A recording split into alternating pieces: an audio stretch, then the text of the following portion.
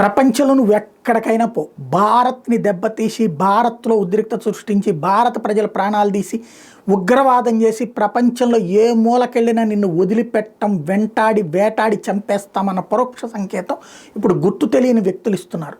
పాకిస్తాన్లో కూర్చుని దర్జాగా అక్కడ ఎన్జిఓలు గాను, ప్రజాప్రతినిధులు గాను, పార్టీల అధ్యక్షులు గాను, స్వచ్ఛంద సంస్థల నాయకులు గాను తిరుగుతూ ఉన్నటువంటి దరిద్రులు. అట్లాగే భారతదేశంలో అల్లకల్లోల సృష్టించాలనుకున్నటువంటి ఐఎస్ఐ అక్కడ సైన్యంలో ఉన్నటువంటి వాళ్ళు అందరూ కలిసి ఆడే నాటకం భారత్ ఎన్నిసార్లు చెప్పినా అమెరికా పట్టించుకోలేదు, యూరప్ పట్టించుకోలేదు. అందుకనినే ఎలిమినేషన్, ప్రపంచంలో నువ్వు ఎక్కడున్నా లేపడేస్తాం. కెనడాలో ఉన్నటువంటి ఖలిస్తానీ శక్తులు లేపేశాం, అమెరికాలో ఉన్నటువంటి వాడిని లేపేశాం, అట్లాగే బ్రిటన్లో ఉన్నటువంటి వాడు లేపేశాం. కాబట్టి మనకి సంబంధం లేదు.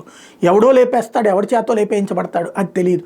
పాకిస్తాన్లో ఇట్లా తరచూ జరుగుతుంటే అమెరికా దగ్గరికి వెళ్ళి ఏడుస్తున్నాం, మేమేం చేయమంటారంటూ చెప్తున్నటువంటి పరిస్థితి చూస్తున్నాం. ఇప్పటిదాకా కూడా ఉగ్రవాదులను అయితే ఈ ఉగ్రవాదుల్ని భారతదేశం మీద పంపించి జమ్మూ కాశ్మీర్లో 17 ఆగస్టు 2016లో జరిగినటువంటి బారాముల్లా దాడి దగ్గర నుంచి మిలిటరీ కాన్వాయ్ మీద దాడి దాకా జరిగినటువంటి వ్యవహారాల వెనకాల ఉన్నటువంటిది ఉగ్రవాదులైతే ప్రత్యక్షంగా ఉగ్రవాదులు. ఆ ఉగ్రవాద సంస్థల ప్రతినిధులు లేపేయడమే కాకుండా దానికి ఐఎస్ఐలో ఉన్నటువంటి కీలకమైనటువంటి పాకిస్తాన్ అధికారి మేజర్ డానియల్ దీని వెనకాల ఉన్నాడు అన్నటువంటిది భారతదేశానికి ఉన్నటువంటి ఇన్ఫర్మేషన్. మరి ఎవరో తెలియదు కానీ పెషావర్లో గుర్తు తెలియని వ్యక్తులు ఒక తుపాకీ తీసుకొచ్చి అతన్ని కాల్చేశారు.